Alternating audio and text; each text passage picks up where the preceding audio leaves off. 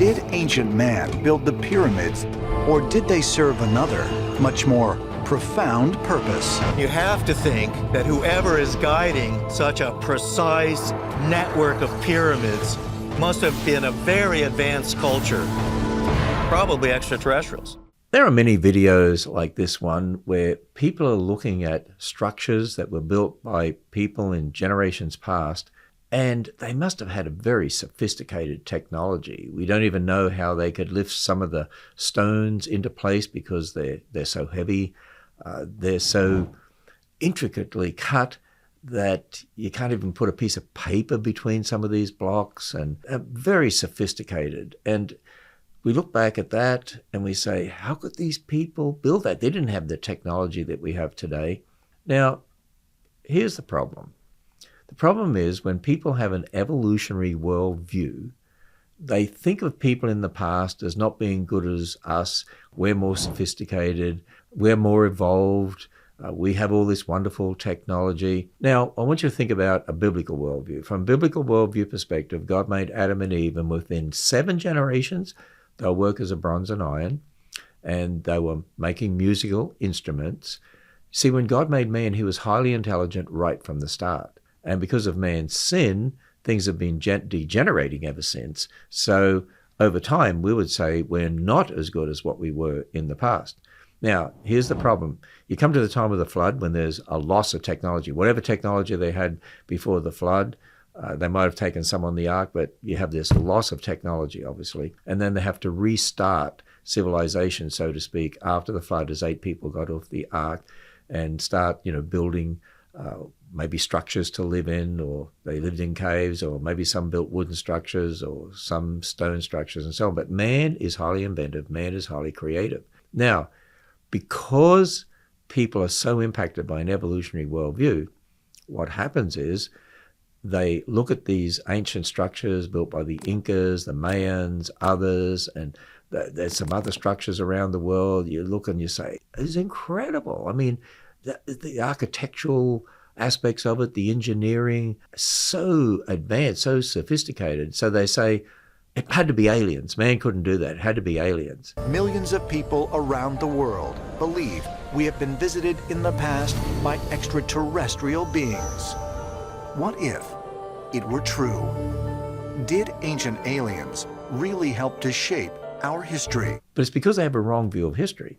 See, if we understand man was highly intelligent right from the start and very innovative, and we're probably nowhere near as intelligent as man used to be a long time ago, we've been degenerating, then we understand, oh, this is just showing us that man was highly intelligent right from the start. He didn't evolve. People have this idea man evolved, and so from the ape-like creatures, and so then he learned to grunt and talk, and then he went through a stone age and a bronze age and started developing, technology, and we are so advanced and sophisticated today. No. That's not a biblical worldview. That's why they think aliens had to come down and build these structures or show people how to build them, because they don't understand that man is here because God created, and he was highly intelligent right from the start. So it comes down to they got the wrong worldview, so they're going to have the wrong interpretation of the past.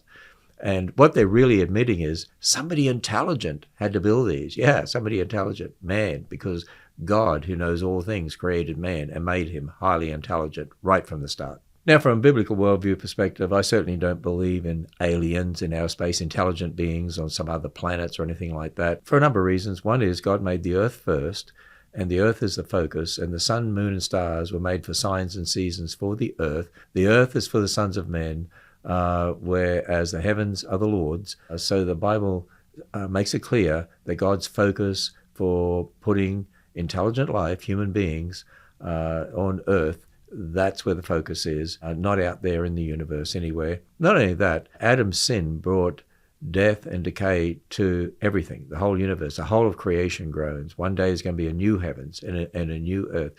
And Adam's sin affected the entire human race. Now, if there's other so-called races of beings, aliens out there on other planets, Adam's sin would have affected them, but they couldn't have salvation because God's Son stepped into history to be the God-man, not the God Klingon or anything like that. He was the God-man, so it's only the descendants of Adam who can be saved. So it wouldn't make sense from a salvation perspective that there are aliens out there at all. No, the focus is the earth, and to think about how special the earth is, that God put human life here, and that's his focus of attention. And why the sun, moon, and stars? Why the vast universe? Why so many of these galaxies out there, trillions of them? What does the Bible say? The heavens declare the glory of God. And on the day 4 of creation, he said he made the stars also. And it makes us realize, a little, throwaway phrase. He made the stars also. God saying, by the way, I made a few trillion, zillion galaxies for you out there just to show you my power. And it's just a little tiny hint at God's power, how great he is. Like the ancients who built pyramids to connect with false gods, today's youth are being taught to think by a culture that denies our Creator. The Bible records an ancient method the first Christians used to overcome this ancient problem. So watch this video to learn how Paul reached people in Athens.